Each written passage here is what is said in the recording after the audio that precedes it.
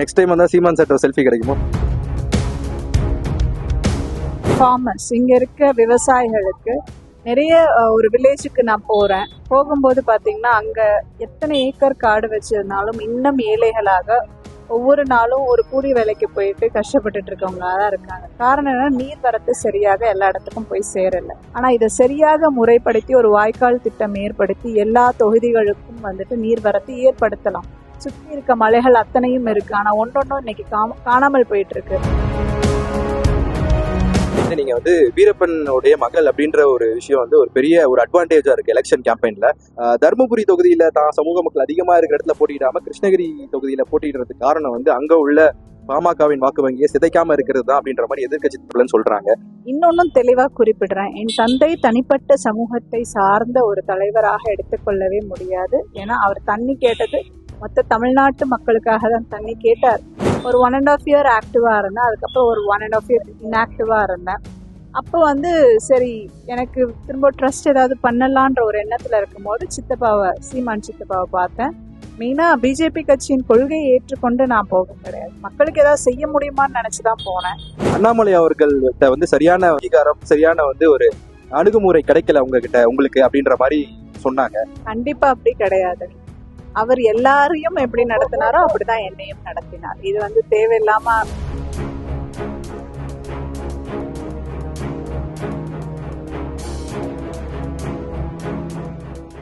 வணக்கம் மாலை மலை வியூவர்ஸ். இன்றைய சிறப்பு நேர்காணலில் நம்மோடு இணைந்திருப்பவர் கிருஷ்ணகிரி நாடாளுமன்ற வேட்பாளர் வீரப்பன் அவர்கள். வணக்கம் மேம், எப்படி இருக்கீங்க? நல்லா இருக்கேன்.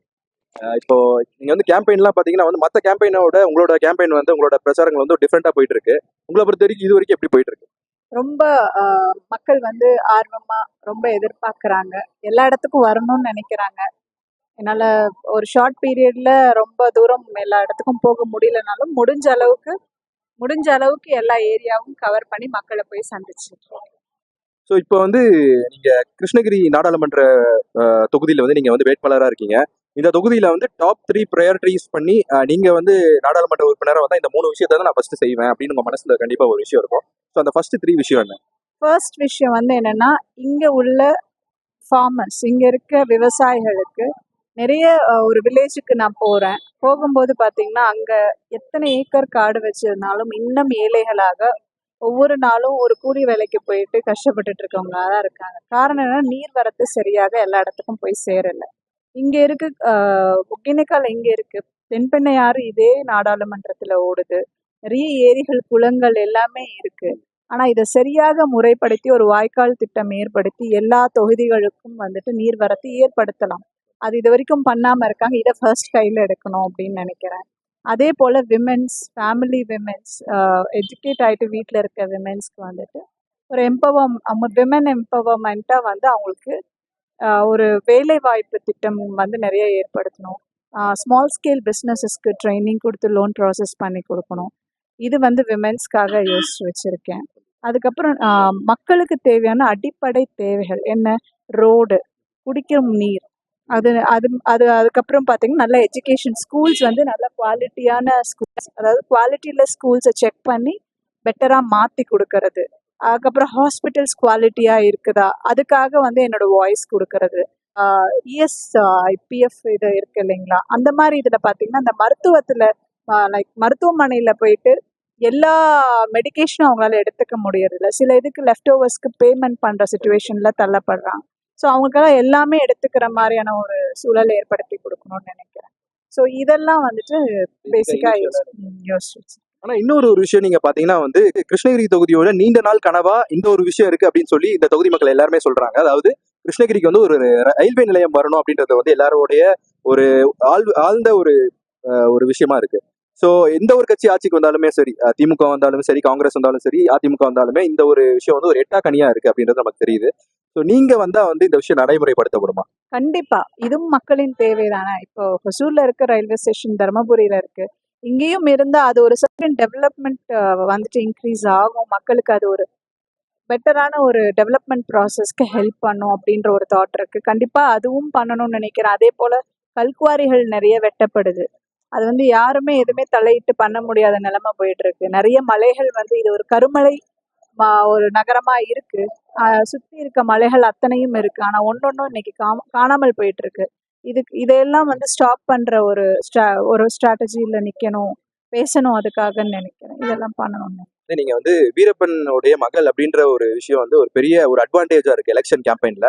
சமூக வாக்கு வங்கி அப்படின்றத வந்து எல்லா அரசியல் கட்சிகளும் வந்து ஒரு மேலாப்புல பார்க்கக்கூடிய ஒரு விஷயமா இருக்கு. அந்த வகையில வித்யா வீரப்பன் அவர்கள் வந்து தருமபுரி தொகுதியில தான் சமூக மக்கள் அதிகமா இருக்கிற இடத்துல போட்டியிடாம கிருஷ்ணகிரி தொகுதியில போட்டியிடுறதுக்கு காரணம் வந்து அங்க உள்ள பாமகவின் வாக்கு வங்கியை சிதைக்காம இருக்கிறது தான் அப்படின்ற மாதிரி எதிர்கட்சி சொல்றாங்க. நீங்க இதை எப்படி அணுகுறீங்க? நான் ஒரு விஷயம் தெளிவா சொல்லிக்கிறேங்க. என்னோட விஷயம் வந்து திரு சௌமியா அவர்கள் வந்துட்டு இங்க நிக்க போறாங்கன்னு தெரியறதுக்கு முன்னாடி நான் என்னோட இது வந்து நான் ஃபிக்ஸ் பண்ணிட்டேன். இன்னொன்னும் தெளிவா குறிப்பிடுறேன். என் தந்தை தனிப்பட்ட சமூகத்தை சார்ந்த ஒரு தலைவராக எடுத்துக்கொள்ளவே முடியாது. ஏன்னா அவர் தண்ணி கேட்டது மொத்த தமிழ்நாட்டு மக்களுக்காக தான் தண்ணி கேட்டார். அதே போல அரணாக நின்னதும் மொத்த தமிழ்நாட்டு மக்களுக்காக தான் அரணாக நின்றார். இதில் அவர் எந்த வேறுபாடும் எங்கேயும் பார்த்தது கிடையாது. அப்படி ஒரு பின்பத்தை ஏற்படுத்தது வேண்டாம். நானும் அதே போல் இந்த டிஸ்ட்ரிக்ட் இல்லைங்க, தமிழ்நாட்டுல எந்த டிஸ்ட்ரிக்ட்ல நின்னாலும் எனக்கு மக்கள் ஆதரவு இருக்கும். இந்த இடம் இப்ப நான் இங்க இருக்கிறதுக்கு கன்வீனியன்ட்டா இருக்கு. இந்த இடத்த பத்தி ஒரு 7 இயர்ஸா இங்க இருக்கேன், ஸ்கூல் நடத்திட்டு இருக்கேன், நல்லா தெரியும்ன்றதுனால நான் என்னோட சொந்த ஊர்ல கூட நிக்கல. தர்மபுரின்றது வந்துட்டு ஜாதி சார்ந்ததுன்றது ஒரு பக்கம் விட்டுருவோம். அது நான் பிறந்து வளர்ந்த ஊர். அப்படி பார்த்து கூட நான் அங்க நிக்கல. ஆனா இங்க நின்னு இருக்கேன் அப்படின்னா இங்க வந்துட்டு எனக்கு ஒரு சரி இப்ப நிப்போம் அப்படின்ற ஒரு டெசிஷன் எடுத்தேன். பார்க்க போனா இங்க வந்துட்டு பிறமொழியாளர்கள் நிறைய இருக்காங்க. அந்த மாதிரி நிறைய டிஃப்ரெண்ட் பீப்புள் இருக்காங்க. பட் இதை ஒரு சேலஞ்சா எடுத்துட்டு தான் நான் நின்று இருக்கேன். ஸோ இதை வந்து ஒரு ஜாதி பேஸ்டான ஒரு விஷயமா எடுத்துட்டு போறது ரொம்ப ரொம்ப தப்புன்னு. இன்னொரு ஒரு விஷயம் வந்து நீங்க வந்து பாஜகல இருந்து இப்போ வந்து நாம் தமிழர் கட்சிக்கு வந்து இணைஞ்சிருக்கீங்க. ஸோ இந்த ஒரு மாற்றம் வந்து எதனால நீங்க பல ஊடகங்களே சொல்லியிருந்தாலுமே வந்து இந்த ஒரு இடத்துல குறிப்பிடுறதுக்கான ஒரு வாய்ப்பா இருக்கு. ஆக்சுவலா பாஜகல வந்து நான் அழைக்கப்பட்டேன். அரசியல் அப்படின்றதுல இருந்து நான் வெளியில தான் இருந்தேன். நான் ஒரு என்ஜிஓ ட்ரஸ்ட் அப்படி பண்ணலான்ற ஒரு தாட்ல இருந்தேன். பாஜகவுக்குள்ள நீங்க வாங்க, ஒரு அரசியல்ல ஒரு அஜெண்டா கொடுக்கணும், அதை பேஸ் பண்ணி ஒர்க் பண்ணுங்கன்னு கூப்பிட்டாங்க. ஸோ எனக்கு என்னன்னா ஒரு தலைமையில இருக்கக்கூடிய கட்சி, நாடாளும் கட்சி. அப்ப அவங்க கிட்ட வந்துட்டு ப்ராப்பரா ஒரு சோஷியல் ஆக்டிவிட்டீஸ்க்கான ப்ராசஸ் பண்ண முடியும் அவங்களோட ஹெல்ப்னால நினைச்சு வந்தேன். ஒரு 1.5 இயர் ஆக்டிவா இருந்தேன். அதுக்கப்புறம் ஒரு 1.5 இயர் இன்ஆக்டிவா இருந்தேன். அப்போ வந்து சரி எனக்கு திரும்ப ட்ரஸ்ட் ஏதாவது பண்ணலான்ற ஒரு எண்ணத்துல இருக்கும்போது சீமான் சித்தப்பாவை பார்த்தேன். மெயினா பிஜேபி கட்சியின் கொள்கையை ஏற்றுக்கொண்டு நான் போக கிடையாது. மக்களுக்கு ஏதாவது செய்ய முடியுமான்னு நினைச்சுதான் போனேன். என்னுடைய கொள்கை வந்து என் தந்தையின் கொள்கை, தமிழ் தேசியம் தான். அப்போ சீமான் சித்தப்பாவும் இதே தான் பண்ணிட்டு இருக்காங்கன்னு தெரியும் போது இந்த இடம் வந்து பெட்டரா இருக்கும்னு சொல்லி வந்தார். பாஜகல வந்து நீங்க பாத்தீங்கன்னா வந்து ஏற்கனவே உங்களுடைய நெருங்கிய சோர்ஸ்ல இருந்து தெரிஞ்ச விஷயம் வந்து அண்ணாமலை அவர்கள்ட்ட வந்து சரியான வந்து அங்கீகாரம் சரி, அவருக்கு வந்து சரியான வந்து ஒரு அணுகுமுறை கிடைக்கல உங்களுக்கு அப்படின்ற மாதிரி சொன்னாங்க.